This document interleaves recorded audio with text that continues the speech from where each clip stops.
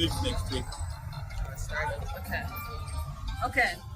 You want to turn off the music or you want the music? No, we turn it off. Music will obviously they will censor, even if it were if you take it to the YouTube they will censor it. Yeah, right. Okay, so you met Ross. It's on. So whatever we've been doing already. No, it just turned on 20 seconds ago. It was an accident actually. So this is Ross. You met him in the last video.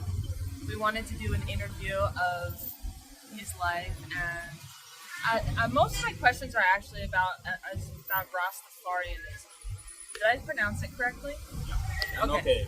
It's okay. I'll show you. Yeah. So I want to start off by saying I know nothing about Rastafarianism. First of all, can I just say Rasta? Can I say Ras? Say Rastafari. Rastafari? Say Rastafari. Okay. So Just Rasta. I have a lot of questions about that, and I know nothing. Just so you know. I'll do my best. I'll respond where I can. Okay. So what I can't do, then I'll just keep quiet and we give them for instance. I bet you can answer. Can you post it? Oh, you know, yeah. Yeah, bro. Alright. You just sold the bracelet, so that was that. Alright. First question is, where were you born and what was your childhood like? I was born in Nyanza. When my mother was about to give birth, she separated with my dad. They had problems. Then I was born in Western, in a hospital. Where's that? Western Kenya? Western Kenya. Okay. Yeah. So I was born in Kakamega. Different. Those days we used to have provinces. Some from Nyanza province, but I was born in Western province. And you're Lua. What? And you're Lua. Lua? Lua tribe? How do you say Yeah, I'm from the Luo. L-U-O, yeah. Lua. Yeah, from the Luo. I've heard some people say Lua. Luo, it should be Luo. Luo. Yeah. Luo. Yeah, Nilo, River Lake Nilo. How was my childhood like? Yeah, what was your childhood like? My childhood was good, full of adventures. Because when I was born, the parents are bouncing baby boy just like any other woman. According to what my mama told me. Because she had probably, like I told you, she had to take refuge from Nyanza to Western because they differed with my dad. So when I was born, my mother was in tribulations. She had problems. She didn't even have money to pay for the medical fee. So when I was born, I weighed 5 kilograms. So on that day, I was the biggest of those children that were born. Was that like 10 pounds maybe? I think so. You do 9 conversion. pounds? You do conversion. Yeah, okay. So 5 kg. Then later on, I was attacked by measles. Just after, yeah. Immediately after being born, after some few months, I was attacked. Then I'm told it was so traumatic that I was almost passing on, but somehow I survived. And that's when you said your mom steamed marijuana. Yeah, steamed marijuana and healed you with it. How much blessed. So after that, you see, I never saw my dad. I didn't know my dad. So when my mother was in Nyanza in Kisumu, she was also going through certain tribulations. So she wanted to be a stable woman. And you see, my mom never went to school. Okay, she never perfected education that would guarantee her some work in the system. Because I can remember she told me that she was booked when she was in class 3. In Africa, the women used to be booked. So my dad booked my mom. Oh, what does that mean? Okay, you just see a young girl, then you feel this should be my wife. Then you go talk to their parents that this is now mine. You reserve them. Yeah. You book them like a hotel. Okay. Do you give like a dowry or something? Yeah, in fact, that's what you do. You give some down payment, some dowry. How much is normal down payment for a woman? It has been varying with time, but I can remember during when my parents were getting married, there was a lot of cows. So maybe you could give a start of maybe 5 cows. Yeah. Then maybe later on you give 5 or something, or you pay in by installment. Does the woman have any say in it? But, yeah, no. No say at all? Maybe the parents of the woman, but the woman herself doesn't have no say. Wow. You can't just bargain your pride. that me have just. Well, she's like, I don't like that guy at all. I don't want to. Oh, that guy, I don't like that guy. Yeah, well, the parents. Okay, in them days, they had traditional ways of convincing them. You see, you had just to submit. Somehow, you had just. Like even some cultures right now in Africa, they still do that. Even though the Luo tribe or the yeah, that's a Luo tribe thing. Because I was watching a TV show and a Kenyan woman was given a dowry, her family, and my Kikuyu friend said that doesn't happen, at least not for Kikuyus. But she was Luo. Kikuyu can even take money. Yeah, Kikuyu are not so strict like the Luo. Yeah. Kikuyu can even pay dowry through money. They don't restrict cows. But even Luos nowadays, things have transformed. Yeah, because it's more modernized. Yeah, even Luos they can accept money, especially maybe I'm an American and I want to marry a Luo. Then I can't just travel to come and maybe do the long haul procession. Then I just send the money and maybe the cow is bought. But they like cow. A four-legged creature must just walk at me. I don't know how. Yeah. How much is a cow worth? In this time, maybe basically a cow that you can take for dowry maybe ranges from 10K, 15. Okay. Yeah, that is Kenya shilling, so you That's can do like $100. Yeah, $100. You can do and maybe can at least secure your marriage. So my childhood was not easy. Then my mom left Kisumu. She came to Nairobi not to search for greener pasture. What'd she do in Nairobi? Okay, she came to work as a casual worker at the fish processors. What's a certain Indian company. What's a casual worker? Just like a casual worker. A casual worker is somebody who is not permanently employed. Yani your next intake is not guaranteed. Okay, you could be maybe I can, like my mom could be taken for maybe a month, but she was kind of semi-permanent.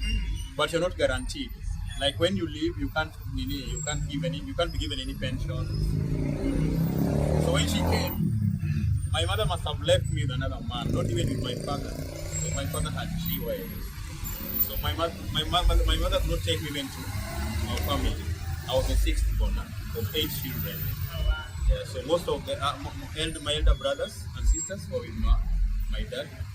And my immediate follower brother, she was taken to my grandmother. Then myself, my mom took me to somebody, not even a member of the family, in a different place called Ugenya.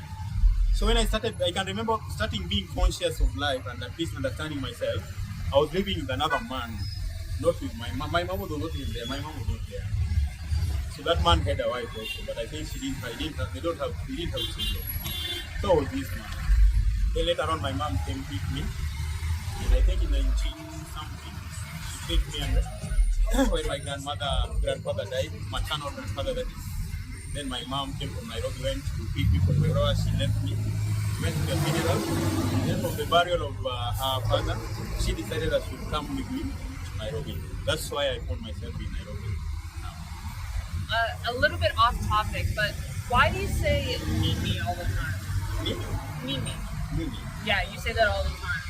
Mimi. That means like it, right? Nini means, okay, ni, it means maybe something like it. Yeah. And a nini means, Majua nini means what? When you put nini, it becomes a kind of a question. You are asking like, question. you get me? Yeah. Like this happened, you get me? Yeah, like kind of ni, that's maybe like this, or this way, yeah. Okay, so like remember when I talked about how in Kikuyu I know Juanita? Juanita, is it kind of similar? Juanita, Juanita. It's like, you get me? Like Kikuyu says Juanita. Yeah. Unashika, are you getting? Is that like Nini? No. Oh. Ni, maybe maybe I want to give you maybe the difference between this and this. Then I give you the description. Then I have to tell you that when I say ni, it is this. Yeah. And when I say ni, it's like, what is it? Yeah. So I don't know whether you get it. All right. The next time you say it, I'll point it out and then you tell me. Okay. Yeah. Then if I say then I give you, we comprehend from the context. Okay. So, what made you start doing beadwork? Okay, beadwork. You see, me, I was never a Rasta. I was not born in a Rasta family. I was born in a Christian family. My dad was a Catholic. My mom was from a different denomination. Then I went to school, primary, from the streets. You see, sleeping glue. I was a street boy in Nairobi. Then from there, I was taken back to primary. I finished my class 8. I was the head boy from street. Imagine I was being placed head boy every time in primary. When I went to school where my elders, well, my elder brother and some siblings who were elder than me were there. But I was chosen to be head. So I led them. I emerged the best, better than them. I went to a good school, national school in Kisumu, known as Kisumu Boys. Then I learned there. Somehow, I didn't manage to secure a university chance, but I managed to get a B plane. And in those days, the B plane could not go to the university. What's a B plane? B plane, okay, in Kenya, there's a way in which we are graded.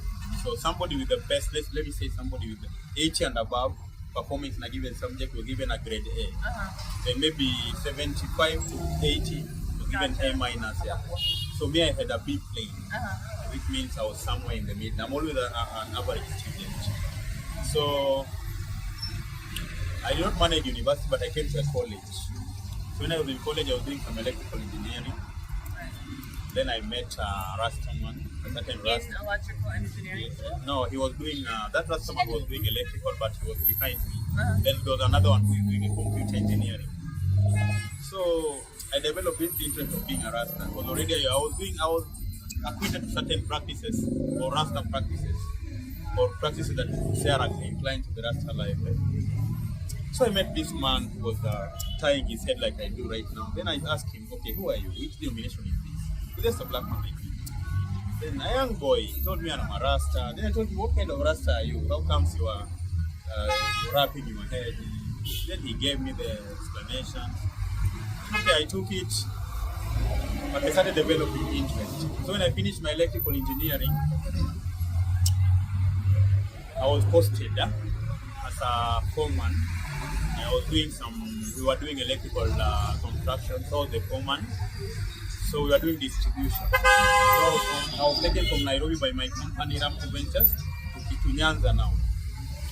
Then these people, okay, I used to take marijuana. You used to? Yeah. Before? Not anymore? In those days when I was, when I was in college, I used to take it. But high school, I never did it. Okay. Primary, I used to. So my life has been changed. Primary, you did, and then I told you when I was a street boy, I used to smoke.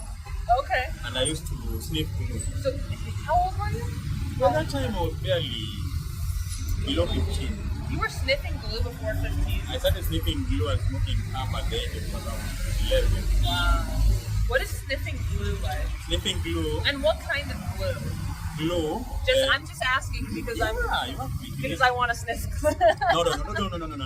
In fact, that is one of the, if I may use the term drug, that is one of the drugs that I would advise you not to even attempt. Why? Okay, it makes you a zombie. Really? Yeah, okay, like when you see a street boy sniffing glue, when they're in their climax, in their meditation, they cannot recognize anything. Yeah, they lose that attachment with the nature. Really? Yeah. So glue detaches, okay, they just see darkness. That's why you see them always moving sluggish. I've never seen someone sniff glue before. Sure. Yeah. But don't try it. It's a very backward thing. Then, of course, it has adverse effects to your lungs, to your pancreas, even to your kidney, even to your heart. Severe effects. In fact, we lost many of us in those days. Sniffing glue? Yeah. Okay. Wow. Like most of the people we lost were these people who are sniffing the jet fuels. Okay. Yeah, jet fuel. Yeah, that's intense. Yeah. Imagine they used to do it. And we lost some of them. So imagine you could see them. Okay, when we were in the streets, we were together. Then when they were overwhelmed by the diseases, they could be taken back to their families. Then we could go and visit them in their deathbeds. Man, you see somebody almost dying, but we were doing everything for us. So it was that way. Then when I was telling you when I was now in college, I met this Rasta who exposed me to Rastafari life. Then when I was in Kisumu now, after being posted for construction, the people I was working with, the contractors now, they were not paying me well. So they were really mistreating me, and they realized, that's when I realized that we Rasta are segregated by our own people. Because I had that culture liberty, I had that, and I never liked to shave. I love to leave my beard. I was having this beard. I used to dress in pilot things and just like a soldier. I used also to smoke, so things never went well. Then my mother died.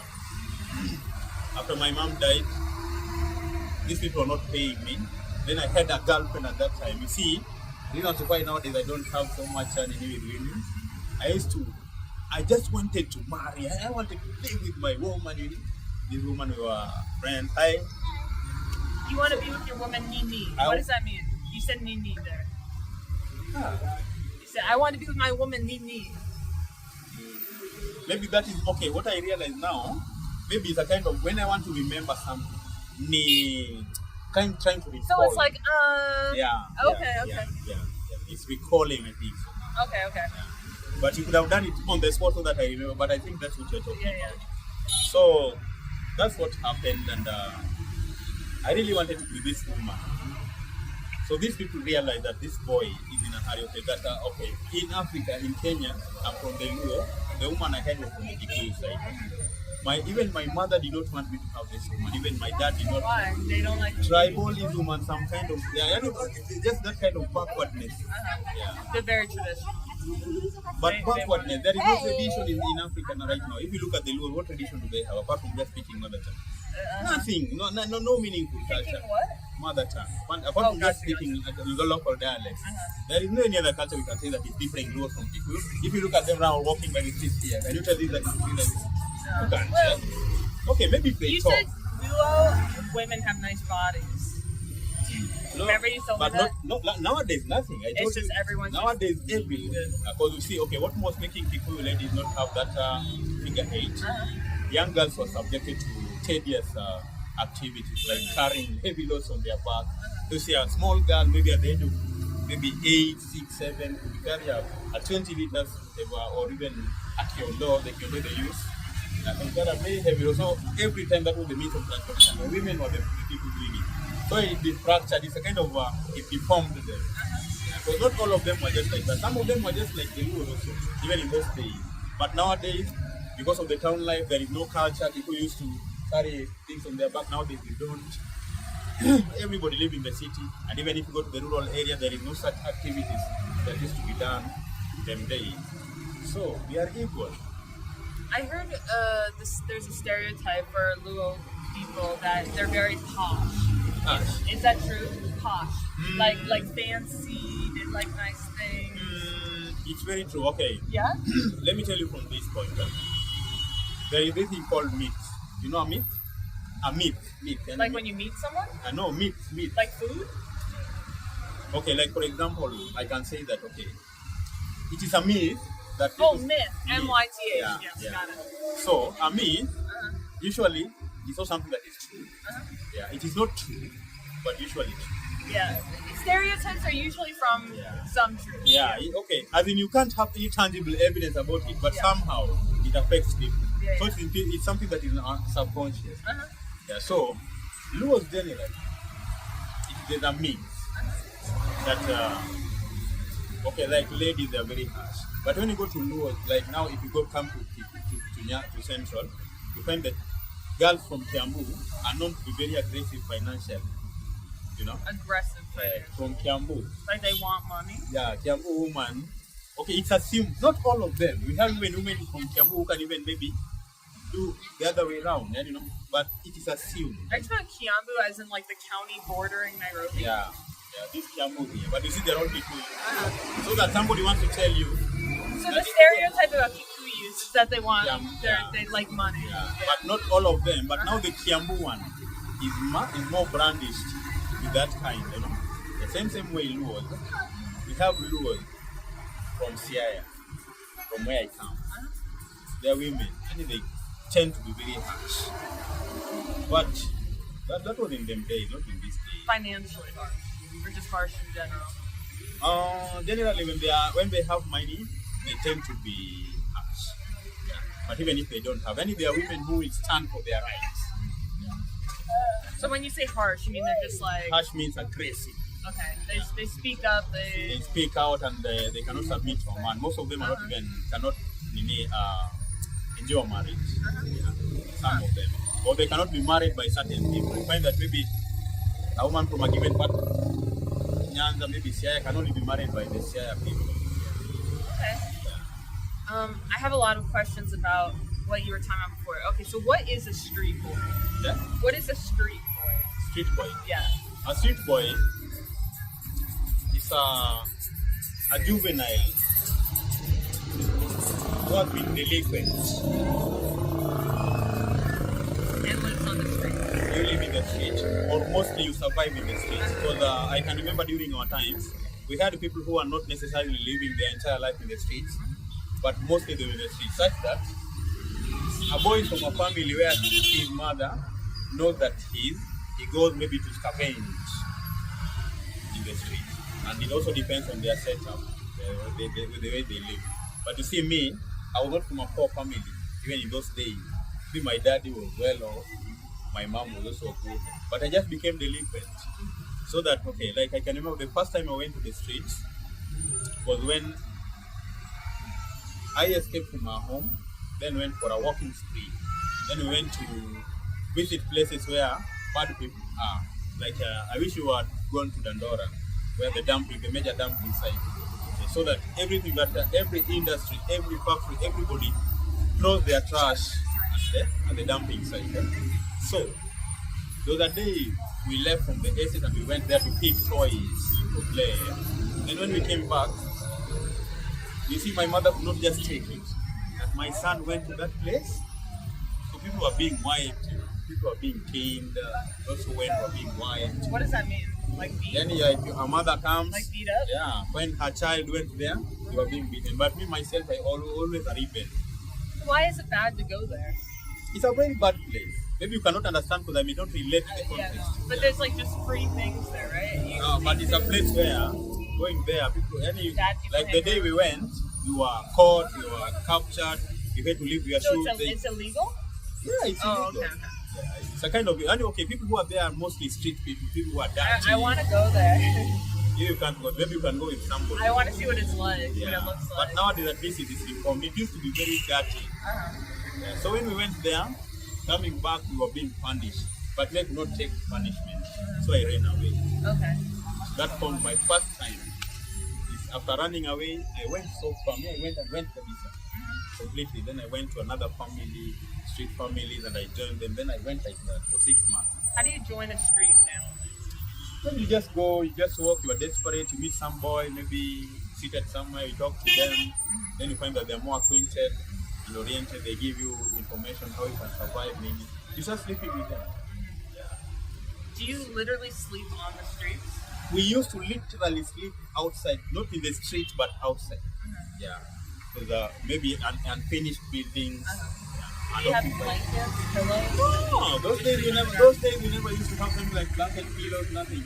We used to have the plastic bags, even like big ones, and others like the nylons, you know. Yeah. At night when it rains, we could light up a tire, then get warm.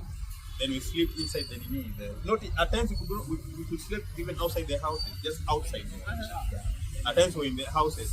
Maybe we find a house that is not yet completed, not yet occupied, separate. So during the day we walk around. We used to come to Nairobi, into town center to maybe scavenge and also to beg for money. And you see those days we used to be very active, not like the ones you see nowadays. Nowadays you see they're just begging, they're just seated, they don't work. In our day we used to be very busy. You could not find a street boy just seated. What did you do? You are walking, picking things like plastics, you go and maybe and sell them, you know.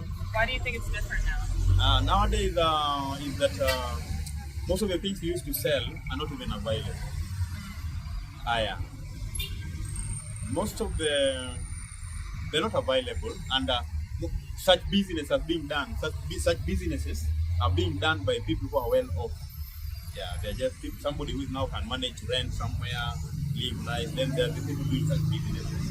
Then you find that maybe most of the things we used to sell are nowadays not marketable, or they are no longer viable for such businesses. Like we used to bones, animal bones, we used to pick and sell, papers. What would people do with them? Broken bottles. They are going to be collected and taken to the factory to be processed. Gotcha. To be recycled. So you like recycle? Yeah, you're getting recycled. Yeah, it was to be recycled. But nowadays, I don't see it's like they no longer take bonds anymore. And another thing, things we used to sell were they were very available. Like we could pick some copper wires, go to somebody's place to pick some copper wires. You could go to maybe a dust bin, maybe somewhere, maybe a garbage point, maybe you find things, good things. You could pick some aluminium, those sell. Nowadays people don't process things.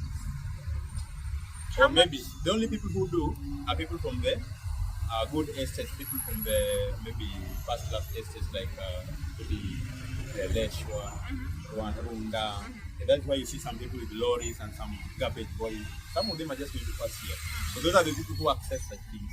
But long time ago, clean people from the municipal government as carriers used to collect those things from the people. Then they are dumped in the vehicle. Then that vehicle could take them whole this side. Nobody could be busy with them, but right now you find that somebody maybe searches and maybe sorts them out so that they take perfectly garbage. So those people have got nothing to eat. Again, street boys are so many nowadays. There's so many, but I wonder they do nothing. There's more street boys now than before? Yeah. And for, let's say like a day worth of collecting things, how much money could you make from that? Those days, you could make very little. Make very little. 20 shillings? You could make 20, 30, or even 17 shillings, or even 15. So back then, I would say the US dollar is 1 to 1, so 20 shillings would be like 20 cents. Yeah, it was around that much. So you find at least you could, 20 shillings, you could go buy some broken breads. Like 2 chives, maybe?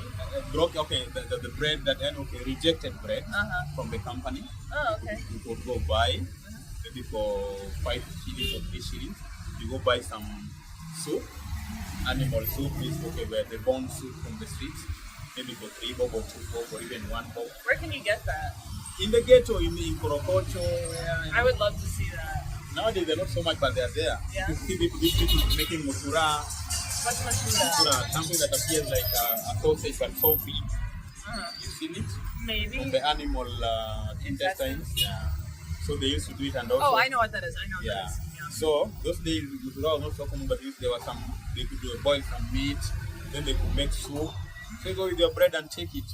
That seems cheap. You can get a bowl of soup for like 3 bob. Yeah, just like that 20 bob. I could spend for my meal and still retain some 5 bob. Wow. Yeah. Okay, we could still save. We used to save. The only way to save was to have that money within yourself. So you could even maybe make a stitch, maybe, or when you're in any, how do we call it? The bag. Is it the bag? Okay, how do we call it? Or you could just make maybe a hole maybe somewhere in your attires. You just tie them. You keep the money there. You tie the money? Yeah, you could. Okay, maybe. How do you tie money on you? For example, maybe I make a hole here. Here. So I insert some money and maybe I make sure that it's safe. And so maybe you could tie or just wrap it up. Why would someone steal it or something? Okay, in those days, like in the streets, we were from Ndora. When we came to town, when we passed Kariako, we could meet some street boys also, another group. So when you met another group, they could attack you. You guys wouldn't look out for each other? Yeah, okay. We care for each other. Like now you see we are from this place. Then we go meet people from another group. Then it's care. We could also meet, maybe you just meet somebody, a single person, but he's from the streets, but he's too stronger than you people. Then he could beat us up and take our belongings. And they could take them. So you could keep your money in a manner that even if they catch you, they beat you up, they don't find the money. But they didn't know you kept it there. How many times have you been beaten up by random people, not by your mother? By random people, we were beaten so much. By by the street, our fellow street boys. We used to have such a. How many times have you beat up other people? Yeah, I didn't beat. You see, I was too young. I was too young those days. Me, in my life, I've never beaten people so much. So much? As in never, ever? Not once? Okay, I can remember when I was in primary, we used to go to this disco Matanga. Maybe you go to music occasions. So maybe we could fight there, but it was just some silly fight. Oh, okay. But just beating somebody, I'm not into beating so much. Me neither. Yeah, that's how I am. I'm not like, I don't beat. Like since I became a Rasta, I've never slapped. I've never hit anyone either. Or Yeah. I've never been hit either. Me, I've never shed nobody's blood in life. So I was born like that. 1 second, I just Should even do up to 5 if you like. in 5 parts. Yeah, I know. I've asked like 2 questions, and I still want to know more about sniffing glue. It's okay. Bro, what kind of glue do people sniff? Is it common? Do a lot of people sniff Yeah, it's common. The leather glue, the one used for making shoes. leather glue? Yeah, leather glue. It's mostly known as contact, but it's mostly adhesive. Okay. Is it expensive? Now, those days, the one I used to buy those days for 5 shillings. 5 shillings. Yeah, How or much even glue more. would it give you? It was, like for example, for 5 shillings, if I use exact measurements, those days, if I use, okay, the one I used to buy for 5 shillings, maybe could reach somewhere here. That's a lot of glue for 5 That's shillings. around how many? 100 milliliters? No. Yeah, 200 Yeah, milliliters? around 200 milliliters 250 maybe? or 250. But nowadays, that one maybe can go for maybe 100. But I used to buy it at 4 shillings, 5 shillings. Did you ever use the glue after you were done sniffing it? Like, did you use it to glue stuff? No. No, you We didn't. just used to sniff it. And imagine, at times it could get poured on you. Okay, when you're in climax, when you sniff glue, when you now get climax, now you get on that point that it catches you now. You lose. It's like your nerves become, I don't know how it can become a zombie. So you can even sit like this, you feel like you are rolling like a child, reeling down. But your glue is pouring. So when you gain your conscious, you realize the glue is all over. And now when you become sober, now you don't have your glue. It's like, I feel like it's like eating bath salts. Yeah, That's like a thing that I've heard people do in America before. It's like, okay, blue. Okay, have you ever seen a cocaine addict in that status of, No, I've never seen it. it appears, then it's somebody who is craving for something, but he has lost his senses. So you get really addicted to sniffing glue? It's addictive? By Is it addictive? Like once you do it, you want it more and more and more? it is addictive in the sense that it lowers your intelligence, and so it makes you survive in a certain state of inferiority. So, like for example, in our days, okay, you see, when I left our house, I could not go and beg somebody food according to the way I was nurtured. But I learned that when I was in the street after sniffing glue, I could just walk even in a room and just ask for food and I could be given. So for me to survive, Why? I have to keep being in glue. Why? It makes you become kind of ignorant and kind of insensitive, and you don't care now, I don't care. And why would people give you food because of that? Are they scared of you? Some could give you out of scaring, but we are not there to scare people. We just beg. We just regarded beggars. So you could go maybe, see, we had, and those days we had so many white people around here. Really? Yeah. Those days we had a lot of white people in Nairobi. And, More than now? more than now. Okay. More than sometimes, but now they're coming at least. Yeah. But even now, there were more, there were many. And they could give us money. So if a white man could give us maybe something like 100, when we were 5 people, give 10, 20. In fact, our hustle for that day was just up. 20 people for that day, in fact, we could just wrap up our hustle. Yeah. So we could go maybe in front of a hotel, just stand there, and if you were filthy, so we were never wanted there. So obviously the Muhindi or the shopkeeper could order. Can you give them what you want? We can the dustbin. Mostly we were accessing the dustbins. So going there, we find chips, whatever we take people. So that's how we survive. Begging. When was the last time that you've searched through, that you've scavenged for stuff? But long time ago. Long time ago? Long time ago. That was in the, if I tell you, you won't believe it. Because it was long time ago, before I even went back to primary. So when I went back to primary, things changed. Can I ask how old you are? That time, Now. we might try now, can you get? I think you're late 30s. Yeah? Late 30s? 30, 40. 39? I'm 40. You're 40. I was born in 1984. And this is 2024. I've been wondering some Really? things. Yeah. So that is where I am. So you can imagine. So by those days, It's like I more was- than 20 years ago. Hey. 25 years ago, 30 years More, ago. yeah. I'm more than 25, not 30, more than 25. You know, dumpster diving is a thing in America. It's like a hobby for some people, I would say. Like some people in America, stores, like big stores, like a Carrefour or something, will throw out so many good things. Like they'll throw out tons. So people will dumpster dive and they'll bring home like food for like 100 people. It's crazy. That's how we, okay, like in Kenya those days, you see, it was just like America. You could go maybe to Dandora where we used to be. That was our main camping site. Every industry in Nairobi, bread industry, milk, sweets, everything could be dumped there. So we never lacked. This stuff's not dumped anymore? Nowadays, you find that the rejected bread from the factories are procured by some people. Yani, okay, not street people, but normal people. What do you mean by that, procured? See, okay, before they are taken to Dandora, they are taken to some people. Yeah, all the special ones, they are taken to some people. It's like they are sorted out. Yeah. So that what is taken there is just remnant or even nothing. Yeah. But those days, they used to take everything. Yeah. Milk. There was a lot of rejected milk those days. Nowadays, I think even the company don't allow this because like they store this milk for themselves. Sister, hi, how are you? Okay. You're good? What was I asking you? Okay, we're talking about the collecting food from the streets, needed. So you said in America also we have a situation where the Dumpster government. diving and stuff, yeah. But it's illegal in a lot of places, yeah. Yeah, same way. It's illegal even in Kenya, but now that's why people who are engaged in it are considered some. Yeah, delinquents and street people. So you see, obviously, eating from even the Bible. Those who read the Bible, it's a curse. Because I can see somewhere David cursing his enemies that let his wife be a widow and let his children be vagabonds and continually beg in the streets. Or you see, okay, continually beg in the streets and search their food sort of desolate places. You see, that's a curse. So when you eat from the streets, obviously it's a curse. Do most street people, do they do drugs mostly? Jobs? Drugs.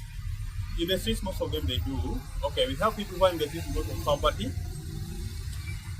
have people who are in the streets because of they are escaping certain realities. And in most cases they're there. Okay, in for whatever reason that you are here, drug is always their option. Most of them. And even in those days, we never used to have these hard drugs in these areas, but there was still these the ones used for the mentors. People used to take them, but me one thing, I've never taken any drug, any drug, be it, I don't know what, alright? I never, be it a tablet or something, I've never taken. I've never tasted. What's your reason? My reason is that when I was young, those days, getting these things were very hard. But those days, I could have easily used it. Yeah. For me, anything that would take me high, to make me high, I could have taken. But we never accessed them. That's why, even up to that time, I never used alcohol. So getting alcohol in those days was so hard. Expensive, or it was very expensive and very hard also to get. Really? Yeah, not like nowadays. We never used to have bars everywhere. Nowadays we have everywhere. There's bars everywhere. Everywhere, and also you find people selling. They're being sold in the supermarkets. I mean, you know? the Tusker is like on the shirts everywhere. They are there. Yeah. But in our times, maybe Tusker we could not afford, and the ones that are affording right now, everybody is affording was not even there. So we could only access, the only things I used in my juvenile stage was marijuana, the glue, and the cigarettes. Because we used to do, I never see people smoke cigarettes here. We used to smoke, but we used to get them for free. How? We used to pick them from, the British American Tobacco Company. They could go and throw they dump their wastes there. So like half, like smoke? Half, okay, the other full package. You see, like even like those people, like maybe a full packet, maybe get some moisture, maybe it's just thrown away. Those days. Reject ones, yeah. Rejects. So we used to smoke a lot, so we could even walk with them, but mostly marijuana and the glue. How long does sniffing glue high last? Pardon? How long are you high off sniffing glue? 20 minutes? No. 2 minutes? Maybe 2. Oh wow. Okay, glue, you are high as long as it's here. Right, okay. The moment you get it out, and you take even a minute, you start seeing light again. So when you are high, a glue man cannot be able to notice, glue man or whoever is sniffing glue cannot be able to notice how many cars are passing here. Then hey, there are many, hey, beautiful or not. He will be sniffing and saying, hey, there are many beautiful, then he will lose himself. Yeah. Then when he removes the glue, then he will see light again. Then he will not know whatever happened, whatever transpired in that time, during that time. When he was so do people do it mostly to escape reality? Escape reality. Yeah, like a mental health reason. Yeah, and that's why you see, if you look at the street boys in Kenya, most of the young are the ones who use glue. Do you feel like mental health is a big issue in Kenya? Not even mental, but I think yeah. Yeah? So you see, mental issue does not necessarily mean that physically troubled, but it also means that something that emerges from your own personal suffering, that how you reflect them. Because you see, maybe people don't have houses, they don't have food, so they have to be there in the street. So this person is obviously a mental. You don't have, okay, you look just like a mentally retarded somebody. So you find them just taking drugs to pass time, or maybe to go through whatever they wanted to go through. Maybe they want to, those who take hard drugs, they look for them to harden for their occupations. So they want to go there, they want maybe to go and maybe snatch money from somebody, like this one we call the getter, where somebody just comes and holds you like this, and he cuts your oxygen supply and then takes your things. Yeah. I'm so glad nothing bad has happened to me here. Such things, you can sleep in Nairobi for 100 years without experiencing such. It depends on where you stay and who you are. Yeah. I like in Kenya how people are all labeled. Like street boys, glue boys, like Dennis is called like beard man, and Mzungu, it makes sense, like just like white person. Person. And it's not like offensive when someone calls you Mzungu. Like people say it about everybody. Let me give this clearance on your video. I've heard people talking about Mzungu. Which is like what people call white people, but it actually means English speaker. Mzungu is a reference to a white foreigner. Or somebody who is white. Yeah. But that is now in the talk. But the real thing, Uzungu is from the word Uzungu, which is a habit. The tabia. Tabia is habit. According to the way I know it deeply, Uzungu is a habit. So, white people, when they came to Africa, you see, most of the people who are living now, most of the people who experienced neocolonialism did not, or people who experienced colonialism did not experience slavery. They are descendants of slave traders. A lion. Greetings. Fine. Kwa interview hapa na Empress. Nzuri poa. Nitawapitia hapo. Haya, godi hapa to. So I just got a question, I don't want to forget it. Uzungu means habit. So black people perceived, you see white people came, like you see Africans, mostly they believe white people gave them dresses. They teach them how to maybe go to school, how to maybe acquire certain behavior or certain beliefs. So they call that Uzungu. I thought good habit. I thought Mzungu translated directly to English speaker. No. Okay, you see, English people are the people who colonized Kenya and East Africa, where maybe the term Mzungu came. So Mzungu, the term Mzungu is given to somebody. It should mean a good habit person. Somebody with good habits, with any good behavior. Yeah, that's the original meaning. That's why white people were called, from the term Kiswahili, Mzungu, ama Uzungu, the tabia, it's habit. So black people perceived white people to be well behaved, well informed. Yeah, that's why they were called Wazungu. Yeah, it's not even from the color, but you see now it applies to the Britons, because they're the people who colonized Kenya. That one is I want you to go record this interview and you go and that's the basic one. In fact, most people from Mombasa don't even know about this, because they come Uzungu. Uzungu is a habit, not just a habit, but a good habit. Yeah, so maybe a virtue. Yeah, Uzungu is kind of virtue. Another thing about naming in Kenya that I love are like Kenyan names. Like my name is Nyakeo, which means like hard worker. And I love, like, I'll just be walking somewhere and I'll get a name. like I was walking outside at the market at my place at night, and woman was like, Wajiko, because it was the middle of the night. It's like woman of the night or whatever. And I freaking love that. And then all the time I'll be traveling and some guy in a photo will be like, what's that class in Jerry? The one that means order. Oh, Jerry. Yeah, everyone says in Jerry because that's like. Wajiko is very common. Yeah, these are like. Sometimes someone will call me in Jerry because it's just like, hey Tom, or like. Okay, they just see you deserve Samantha, that. you know. Okay, naming in Kenya, generally in Africa, people name their children according to maybe times they were born, where they were born, how they were born. Also, it could also mean, some manifest maybe through ancestors. Maybe like you are now, you give birth, then you just dream that your mama came when you were having birth or whatever, and then just talk to, and your mom appeared in your bathroom or whatever. Okay, and then you dedicate this child to your mom. Or through a dream, your mama just appears to your dream and instructs you to give that child that name. Or spiritually, Africans have got that spirit. The child just starts crying non-stop, not eating, not doing nothing. Then you realize that maybe the ancestors maybe are talking to him. Then you start calling them names. Maybe you call her the name of your mother, she keeps crying. You call her the name of your father, she keeps crying. Oh, interesting. Yeah, then you call her the name of your grandmother. Then you will find just one of the names calling, and then she just keeps crying. So what's your name and what does it mean? No spiritual ancestor appeared to my mother. Of all our children, we are 8 kids. I'm the only one.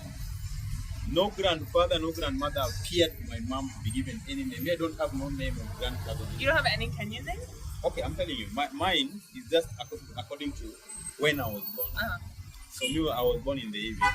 Yeah, so my name is Obiambo.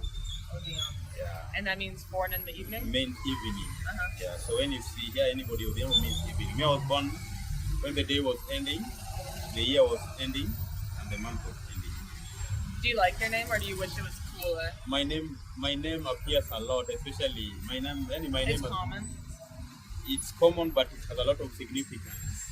Yeah, according to the way I exist, has a lot of significance. If you calculate the way I was born, the year I was born, how things are in me, I just like it. So my name is Obiambo, which means I was born in the evening. Even my mom is Adiambo, she was born in the evening. I was born the same time my mom was born.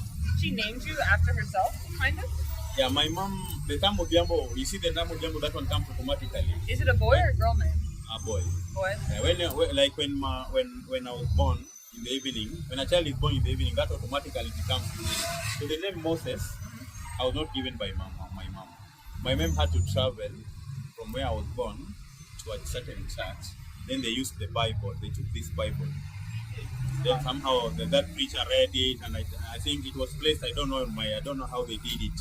Then it opened, and the place that was opened was the place of Moses and the story of Moses. Then they decided to give it Moses. I like that. I like how the names are done here. Yeah, so that's how it became to be called Moses. But Obiambo is automatic because I was born in the evening. Yeah, so as a Luo, if you're born in the evening, Obiambo. If you're born at night, Ochieng. If you're born during the day, Ochieng.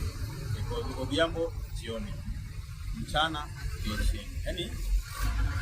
Okay, I could be born maybe in the evening by the roadside. So because I was born by the roadside, maybe my mom could decide now, do I give him the name of according to the time he was born or according to the way he was born? Maybe my mom was just walking to the hospital or going somewhere, then suddenly she felt the pain and she had just to give birth by then. Does that happen often? It happens, especially for those who live in the rural. Yeah.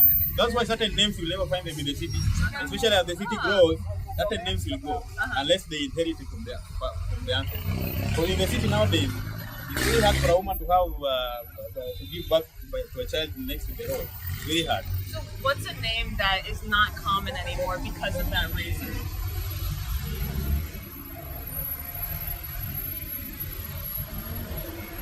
Names that are rare because of such reasons.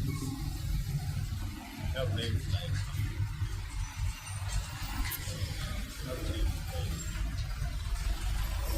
Oyo. What is it? Oyo. Oyo? What does that mean? Oyo is road. Road. Yeah.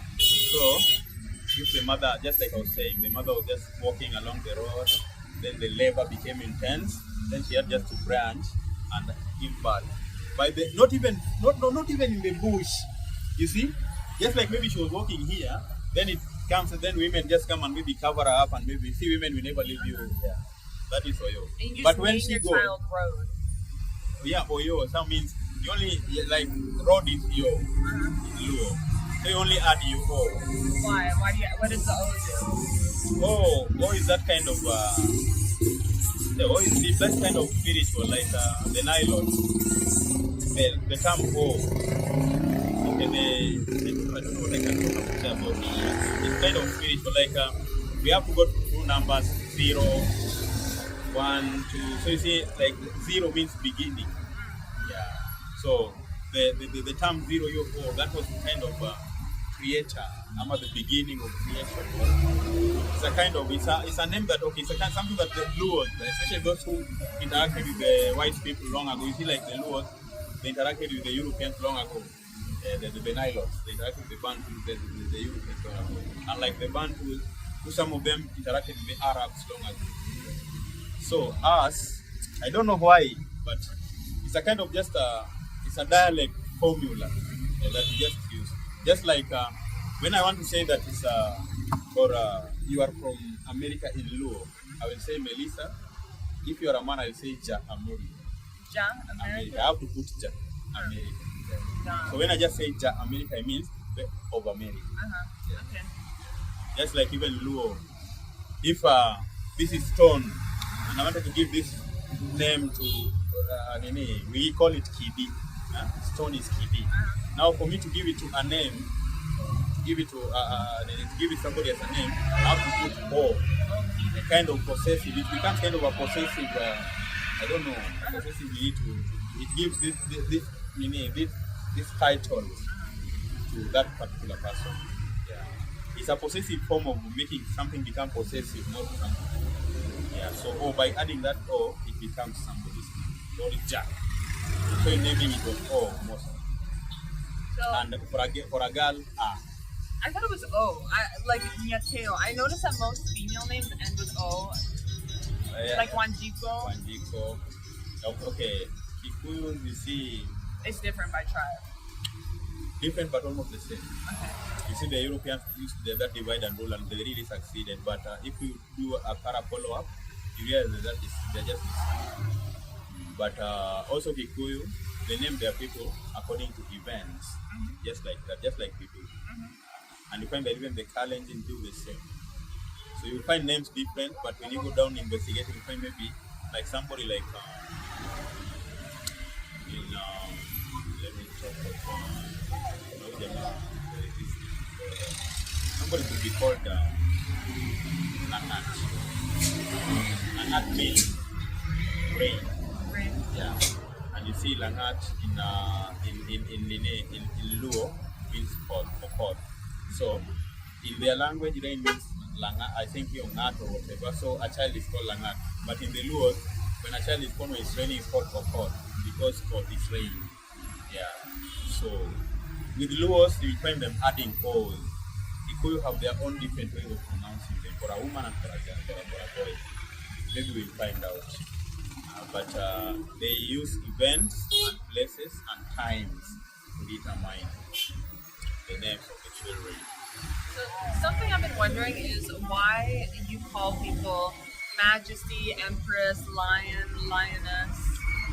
That is now in Rastafari. When I became a Rasta, I learned, okay, you see, there is this thing called PMA, positive mental attitude. That's the thing in video games. In video games? Yeah, like when your teammates are like really angry and mean, you're like PMA, like have positive mental attitude. That's so funny. So, but you see now, it's in games. Whoever included in the games maybe must have borrowed it from it must have general been, life, because it applies in everything. But that's a Rastafari thing? Because Rasta, you have to be positive. Because we believe in what we call word, sound, and power. And what we say comes. Because you see, by word, everything was created. We believe so. So when I speak, what I speak, I don't need to speak negative things. In general, I don't speak negative things. So I don't need to call some. When I call a woman chick, you may feel it's derogatory. Yeah, it's objectifying. Yeah. So, as Rasta people, we call our women empress. I love that. It's so nice. It's so nice. Royal empress, queen, woman. You see that total woman, giving any that respect. A lot of respect. So that's why I don't. I'm used to it. I don't call you like majesty, the kind of honor. Yeah. Do most people you hang out with or talk to address you that way as well? Even if they're not yeah, most of them. Yeah, most of them. I've heard Fiona call you. Yeah. Fiona, since she met me, I've never called her. I mean, when I write a text, I just like. To some people, I don't include such things because I don't know. Maybe they will believe that this is a fact. Like me say, can write to blessed love. That's our salutation. But some people, when you tell them blessed love, especially most of the backward Africans, okay, they take it negative. Why? Okay, they don't understand. They feel like blessed love is like maybe you love, and okay. You're being like negative, now negative mental attitude. Like romantic? Yeah, kind of. Yeah, they feel like you're romantic. Yeah. They feel like it's about romantic love. But you see, it's not that way.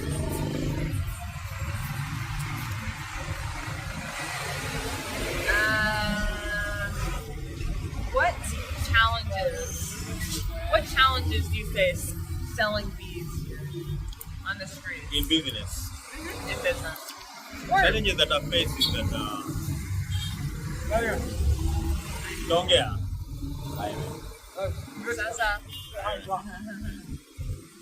Challenges that I face is that at times I have different diverse challenges. Because personally I'm blessed that things that I make on my own hands move very fast. But wait, did you ever answer me what got you into making beads? I don't think you did. What? One of the questions I asked in the beginning was what started making beads. Yeah, why did you start? We can't stay on track. We're like so. So when I became employed, I was not being paid well. Then when my mother died, I felt that I never had money to give my mom. Oh, I love me. You see, when I lost my mother, I felt like I lost everything. So when my mother died, I didn't have the money even to treat her before she died. Then I didn't have the money to bring my woman to live with her the way I wanted. Your woman to live with your mother? Me, myself. I wanted to marry, that is. And also wanted my mother to live good, at least after school. You say I wanted my mother to feel good. So my mother really suffered. Remember I told you, when I was in the streets, I was living with my mom wanted. So, since these people refused to pay me, according to maybe the way I wanted, and they were really misusing me because I was doing a lot of work, going to Busia, traveling, procuring, contracting, what, and the kind of they wanted to pay me after maybe 1 year. So when my mother died, they gave me some money. I was in Kisumu. You see, I grew in Kisumu in Nyanza, and I was not just a student, I was a head boy in high school. What does that mean, being a head boy? Being a head boy is like a student leader. Okay, did they pick you because you were well behaved, or? Yeah, you see, I was in a big school where for you to be one, even the top 5 prefects was very difficult. So I was just big. But it wasn't because of grades, because you said you were a B student. Okay, if it was for grades, I could have been even higher than that. So it was because of behavior. Me, when I was in Form 2, the other day I was in a car, public vehicle. Then I picked an envelope, a brown one. Then checking inside, I found some money, some documents, and a check, and a lot of documents. Then reading it belonged to a certain teacher, a primary school head teacher. So I thought of using this money and throwing these things away. The check was almost 11,000. There was a lot of things, passport, what. Then just goodness just overwhelmed me. I could not do.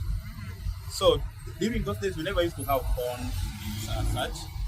So I wrote a letter to this teacher because there were contacts there. Then posted the letter. Then after some time, he came to our school. Then I told him how to find me from our school. Then he came and phoned me. He came with a deputy principal. And that gave me a lot of credit. So when the teachers realized that I did that, it was so good. So later on, when they were selecting, the school prefect was selected just because of that. But I was also good performer. I'm never done that, but I don't excel so much. Me, I'm just always there. Yeah. But I never fail, even if it was so hard. So just good student. Me, I always move. Yeah.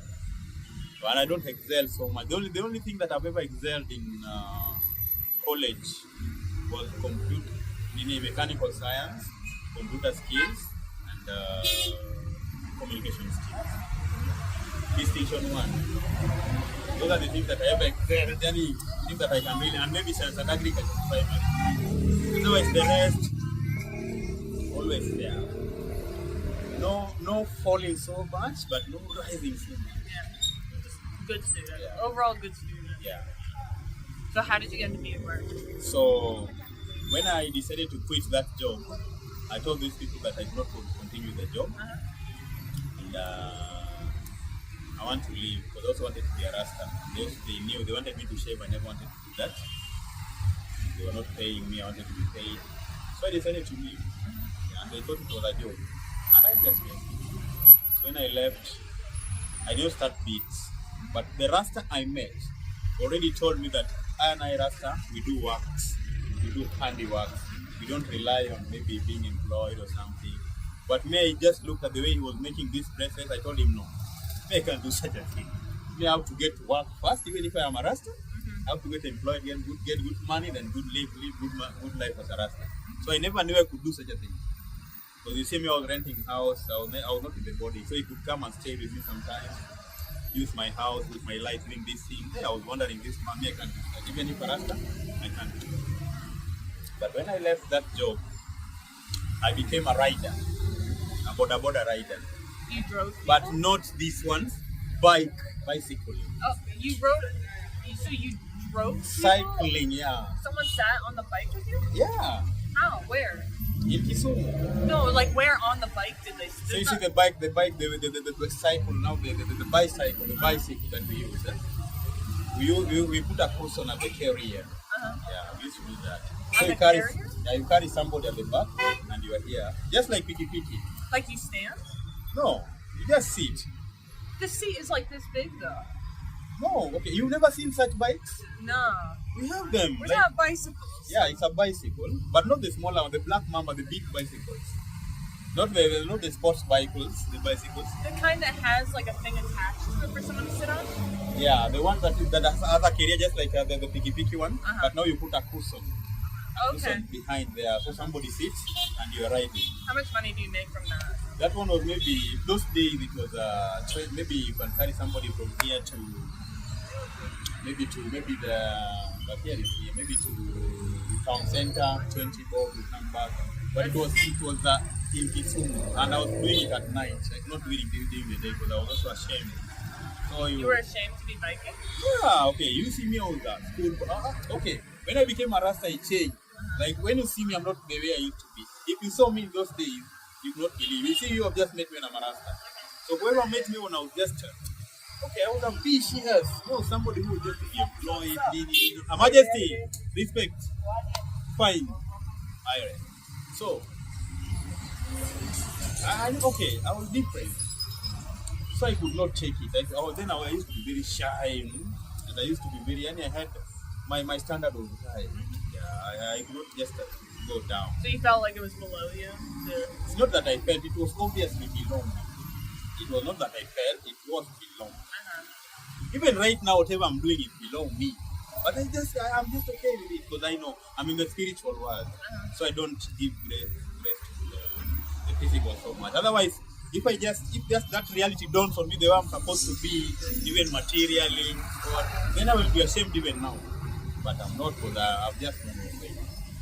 Then, so I could, by 7 in the evening, I could leave, go to Kisumu. Maybe one day you go to Kisumu, you'll know that area. So I was doing it in town. They're carrying maybe these parking women, the prostitutes. You were driving prostitutes? Yeah, prostitutes, drunkards, thieves. You see, at night.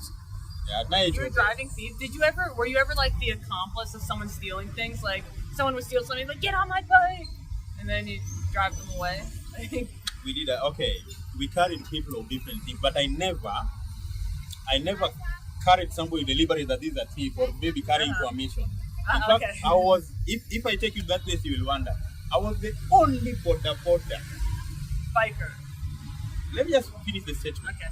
I was the only border that biker who was a rasta who worked in that place and left without stealing from someone. Yeah. Because it was a norm that you carry a drunkard. You carry a drunkard at maybe it's 2 at night. Then you take them to interior part of the estate. Then they give they maybe you want if to pay you maybe 50 or 30. Then they give out 1,000.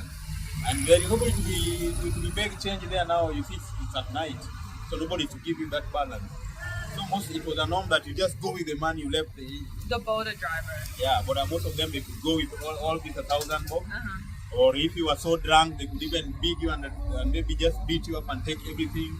Or they could organize. Now that I want to go with Melissa, I'm coming. Or we are just around here. Then they see me taking you and I know where you're going. Then they go and wait for us somewhere. That's still a big thing, right? Yeah, so when we arrive there is just that serious beating, but it's you who is being just lose your consciousness. You're beaten with a blunt object, then the aim is just what to take from you. So those were things that were happening there. But me, I used to carry a drunkard. The other day I carried a drunkard. He had money. I don't know whether it was a trap or something. This guy removed money. Yeah, thousands, hundreds, everything. And he was drunk. In fact, when he was sitting behind, he was holding on me like this. And when he alighted, he fell down. Yeah. But he removed a lot of money. A lot of them. Coins spread everywhere. In fact, I collected him and him. Then he gave me 200. He was to pay me, I think, 100 or something, but he just gave me 200. But he had a lot of money, but I never took even 1 shilling. He should have taken what he owed you at least. No, but he paid me my money. Oh, I thought you said he owed you 100. No, he was to pay me 200, but he gave me 200. Oh, gotcha. Yeah. And it was dark, and nobody could, even if I decided to just beat him up and take it or do what, or just snatch and run away, I could do, but I never did. And many more. Or we are there, maybe it's night, something just happened. You could just even meet somebody, maybe somebody just drunk and maybe she'll black out in his car. So people have that strategy maybe to go steal something from him. They could not do that. So you see, I did that and I was proud of that. So that is the job I did. So when I was doing that, at night I could go carry those people. During the day, I was now doing this bead work. I was practicing crochet and bead work. In fact, I was so much into crochet. So I was studying these ones. So I was doing crochet during the day and doing bead work also during the day. But at night I go ride those people. And to get some little money. You see how I started? So from college, I was never paid even that salary that people start with. Then after that, I started now working. But the job I was still doing was just to sustain me. Yeah. So I could do it. Study this. At times I could make this thing, all of it. And you say I was not using these beads. I was not using these beads. I was using these beads. The ragged ones. These ones. And these ones, those days, they were not even like this. So you see they are fake. Not like this. They're fake? Yeah. So when I could make it, what makes them fake? You see, if you consider this, if you consider all the white, they are all the same inside. And also if you consider white and black, they are the same, they are uniform. But consider this.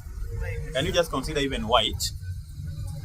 You see, pick this white, pick this one, pick this one, then compare it with this one. Right. This one is a kind of circular. This is cylindrical. And also so big. You see? So these ones are just, we call them rejects. So you could make, and at the end of the day, you finish this thing, you realize maybe string could not pass somewhere because the pattern I was using is not the up-down mini that we are using. I was using the all-round one. So I had to break it. I could make a crochet the whole day. Then by evening, I break it again because it's not even something, it's just like a shoe, it's not even a cap. So I went a lot practicing this. Then I knew. After grasping that concept, I started now selling this thing. so I could go do some sales. But I was making very inferior things. So I could go do some sales, but I was getting little money. Come back at night, go for that job again. You see, I was so busy, but I never had a friend. I never had, you see, like Rasta, I need friends. Because you see me, I'm a Bobo Shanti. Bobo Rastas were in Nairobi, I was there alone. The other Rastas were there, just other Rastas. Is Bobo Shanti just a follower of Rastafari? Yeah, what is the Bobo Shanti is a Rasta who has come with the order of prophet, priest, and king. Yeah, he's just like other Rastas, but the difference is he believes in the prophet and priest and the king. And then all of them, they believe in wrapping, covering their hair. Yeah. And also, they keep Sabbath. They keep Sabbath? What's that? Sabbath is just one day, like Saturday. Tomorrow is Saturday. Fine, I don't come on Saturday. Gotcha.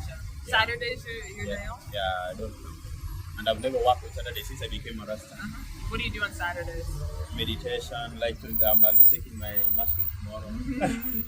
Imagine I've never done it.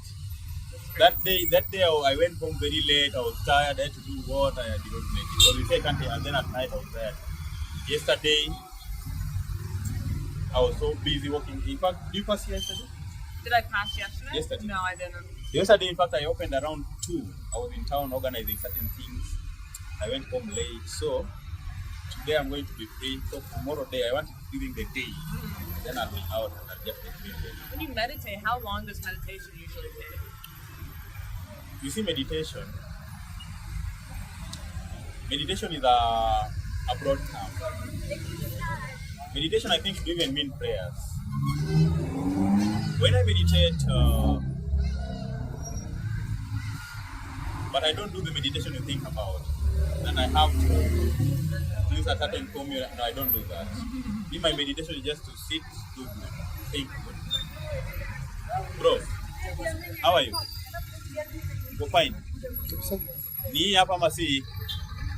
Yeah. Kwa interview hapa ndio maana unaona So,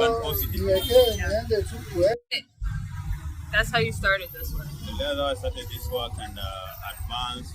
In fact, I was bigger than this. One day I'll show you my photos and see. Yeah. I like in Kisumu. It's about very kibanda with the kufia, all those palms, and all these. But when I now came to Nairobi, due to certain reasons, I left Kisumu where I started this work. Then I go to Nairobi. When I came to Nairobi, I started again. And when I came to Nairobi, I came for some spiritual purposes. Yeah, so I don't just come for this. And later on, I had to start this. Then I differed with some people. Then I had to start afresh. Yeah, so that's why you still see me by this. Otherwise, I was already higher than this. Yeah, in this system. In Kisumu. But in Kisumu. But you say I left Kisumu. Did you have a shop there? Like an actual shop location? Yeah, location. I used to have a location, but but I was not paying. But it was just you see, in Kisumu City is like a rural corner. So I built a structure. The one I told you that I used to carry at times. Even when I was leaving, I left another one there. What's your favorite thing to make? Like your favorite bracelet, or you said you really enjoy crocheting. I do crocheting and beads, but right now I don't deal with what is my favorite. I deal with what is moving and then what is convenient. What's moving fast right now? Bracelets like just the regular Kenyan bracelet? Like everyone's wearing one of those. Yeah, bracelets move, but I would have wished to do crochet as well. But now time. Because every day, like right now, I still have a lot of work I have to do. I also want to do crochet. Okay, like I have orders. You see, I even have some of your orders. I have others. I've given you so many, so I can't even imagine. Yeah, but I have others. So I have to, like right now, I just want to work on your orders. Like this weekend, I really want to work on it. I can come and help next week. No, you mean? I can help make my own orders. No problem. No problem. We are going to make them, but I'm sure you're gonna get them this time. So bracelets are favorite, but also crochet. Because I'm good in it. You see now crochet I do special crochet. And I'm good. What makes it special? I can do double crochet. Anyway, the techniques I can do, the things that I can do on a crochet, very many people can do. I can write names, I can draw things, I can draw a lion on a crochet. I can draw the map of Africa, maybe of Kenyan map. I've done it. So I do it. And then my speed, my text. I can produce a very hard, very hard in the whatever products. Like this? This is me. I produce hard. Like I have got a white in here. I've got a white cape. I should bring it for you. Yeah, you should. For real? Yeah. I'll bring you a white cape. You see. In fact, plain white. You will see. It's a nice one. Yeah, I want to see. In fact, if I remember today, I'll send you a photo. Okay. Yeah, but I'll come with it. When are you gonna come back here? Monday? I'll message you to make sure, but I'm thinking Monday morning maybe. Monday morning. But let's message so I don't. Sunday, I'm not sure because tomorrow. I can't do Sunday, but maybe Monday. Also, I think of Monday because Sunday will be very boring. So Monday, Tuesday, I'll bring you one cape. I've got a red one, I've got a white one. I've got a lot of them. Yeah, I want to see. The capes that are gone are already as a color one. Those ones, somebody just came from Kisumu and picked them. Are there a lot of Rastas here? In Kenya or in Nairobi? In Kenya? Nairobi. Yeah, maybe. Yeah, but you see now, Rasta is different. There's just somebody who is just Rasta, and there's just somebody who is objectively a Rasta. Has anyone ever stolen something from here while you've been working? A lot. Really? Stolen. Yeah. Like bracelets or money? You can steal money from me. Bracelets. People steal Some swindling. Some swindling. I've had somebody who stole from me, then later came and paid me. Oh, okay. I've had somebody just coming, putting you on, telling me sending the money he's not sent, then just went. So many of them. That's so messed up. Yeah, but you see me, if you steal from me, okay, there is that karma that they do things. So, but they do say. Even my neighbors, we see that man who has got a. When you left here the other time, he never used to sell those things, but now he has them. Yeah, okay. Too much. That's why I was telling you that the competition, not this small boy here. This one can't even compete with me. This is my student. But those ones, there was a time I used to count money here, So they see you counting money, they knew I had a lot. And then you see me, I don't show that hastiness. What's Anna? I don't like what I will not be here. People will be searching me. So when they see people searching me, I'm not saying they feel like I'm joking with money, So they want to do such businesses. So because he can't make, he go buy. But you see me, I can't. I don't even feel jealous because what I do is just totally different. Yeah, what I do is totally different. But the other day I came with the tiger eyes. The tiger eyes. Yeah, the ones that these ones. The one big. I had the bigger ones like this, but this one. I bought that. Then this one, but a tiger eye this size. So I came out just from the shop. So I came, then placed them somewhere here. Then I went to ask for some loose balance. I think I had 1,000. I saw something to somebody. I wanted loose money. So anyway, that man just came and picked mine and he stole them. And those things were worth 700 shillings. What? And it was somebody's. Wow. I was to make for somebody. Oh, Somebody's. Or imagine he just picked them and went. That neighbor of man and this the man in black cape, the tall one, the shoe seller was around. He used to be here. So you see such people, they're so low. And okay, they used to steal my bracelet. They steal. But that one doesn't make me hate them. But I know they're children. Is there any concern of someone stealing my phone right now? Because I've been nervous about that. I feel like it's pretty secure, like it's right here. And I'm ready if someone comes by to You see, we are in a place called Globe Cinema Roundabout. This was a very serious sport. And even now, but since we started selling here, occupying this place, such things have reduced. And since they fenced this, you see this place is open, so they could snatch your phone and run into this. Right. Yeah, we're kind of cornered, Yeah. Yeah. So there was nowhere to escape because you could try to know, and people are not here as much as now. The traffic was so low. Yeah. So they could snatch and.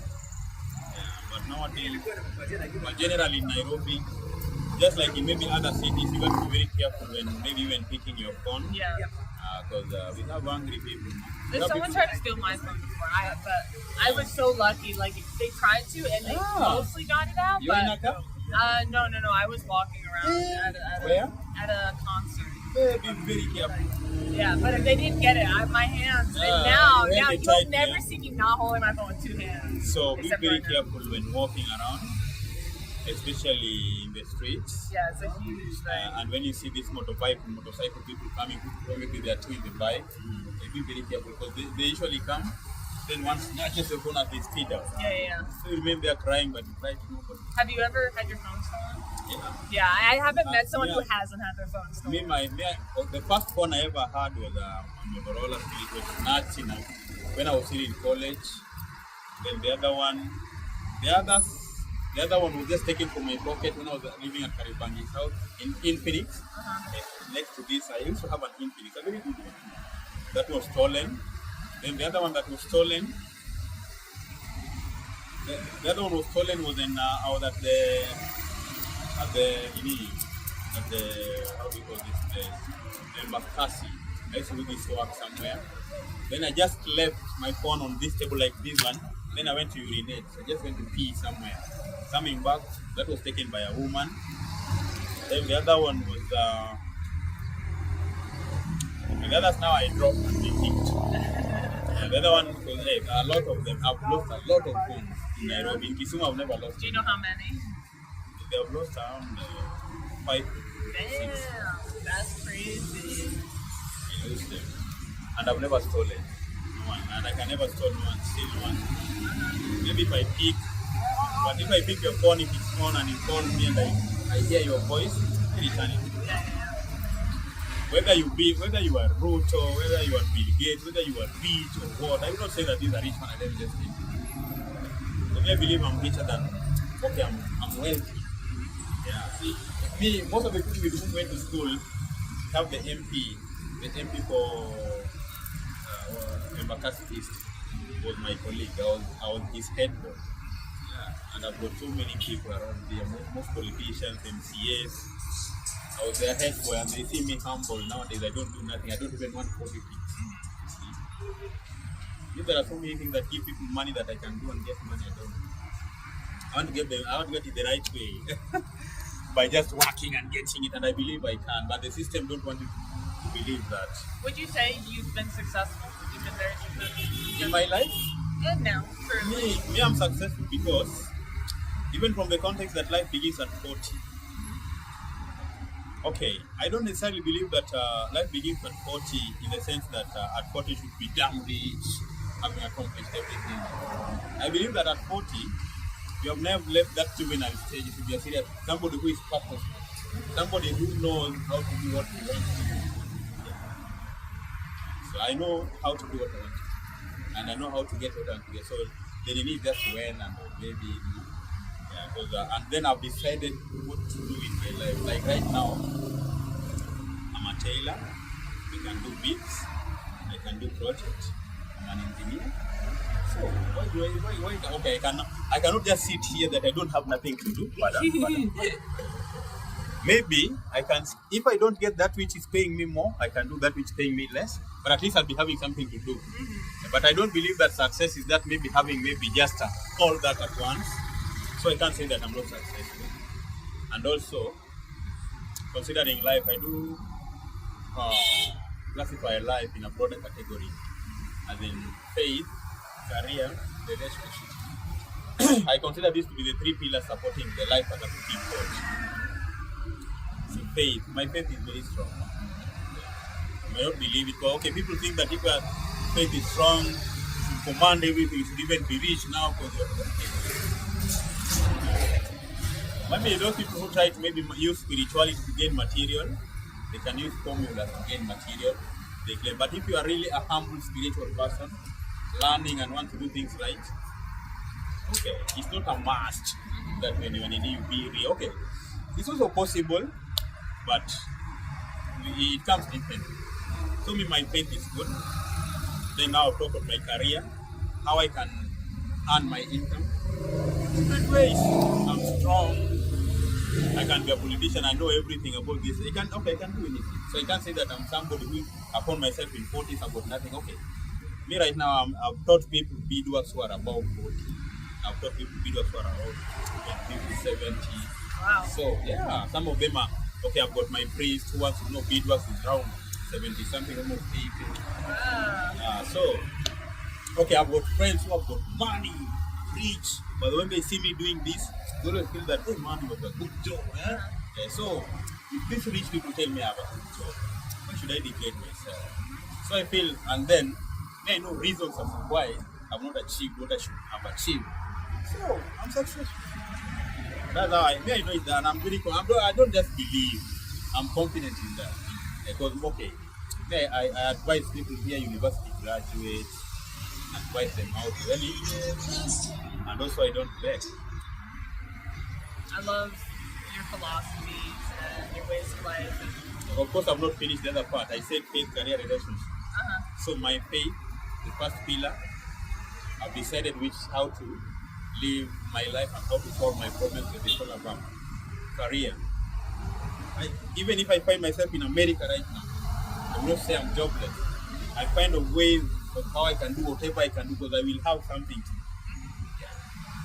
So the one remaining is what is challenge is my relationship. So okay, my relationship is good because I know how to communicate with people. I've got so many relative people, I've got friends. But now, in terms of the other half of me, woman now, you see, like I've got so many friends, like you see people like Jonah and there, I've got so many of them. But I don't have a woman. And I thought this is my woman now, that I can even make my focus on her or something. And I want to tell you one thing that as a spiritual person, a woman is very important. If you can be spiritual and find a woman who can articulate with you, then you will be very successful. Especially if you are really spiritual. So a really spiritual person will never compromise anything. Like maybe I just find myself maybe in need of a woman. Then I found women. I found so many friends. And okay, could have had chances of maybe doing things that people are doing, but I've never done. And I don't even have that intention. Like me, for example, right now having a woman, so that maybe we do something, maybe just to enjoy. We can enjoy, but we must be ready that in the event of anything, I don't just sit and run. If for that, then I would pray even to God that let me not just do it till maybe I resign from this. But if I do it the right way. That has been a problem to me. I have more questions about that in my book for next time because this has gone way too long. So that's part one. Part two, I have a lot of questions about Rasta lifestyle and stuff like that. And then you come early. I'll come early next time. Come early, and maybe let's hope that before you move, you find time, maybe just like we're organizing, Fiona, you sit away from here, so that we have that, even if it will be a 2 hours, very active. I think that'd be a great idea. Yeah. That should be so that we get time to talk about all these things. So that's basically who I am. My relationship life also had a story for it, so maybe next time I'll talk about how it has been that why did I decide to be this way and why and how and I've got reasons. And how do I take women? How do I consider relationship now that I've failed in it tremendously? How do I consider it? Do I have hopes of going back in it? Yeah, I have. But I want to tell you one thing, my sister. Some people just say like slogans or myths, but they manifest. Like, I want to tell you that the less you don't have them, the more you don't have them, the less you need it. If you are really, and then as time goes by, you see now, especially if you are spiritual, you see you want something that will be yours. And in this world you are in, like right now, if I'm given a chance, even if I have whatever I have, now just to pick from these ladies, I have to take time. Yeah, you have to take time. I'm very strict with whoever I also want to bring to. I don't want things to enjoy. Okay, I'm not wanting women. I'm needy of women. I'm not wanting of women. Okay, like in Nairobi here, you have places that if you have money, even as little as 300 or even 500 or even less, I'm told. You just go and you enjoy yourself and do all this. Yeah, but me, just imagining myself living my. Are you talking prostitution? Yeah. Yeah.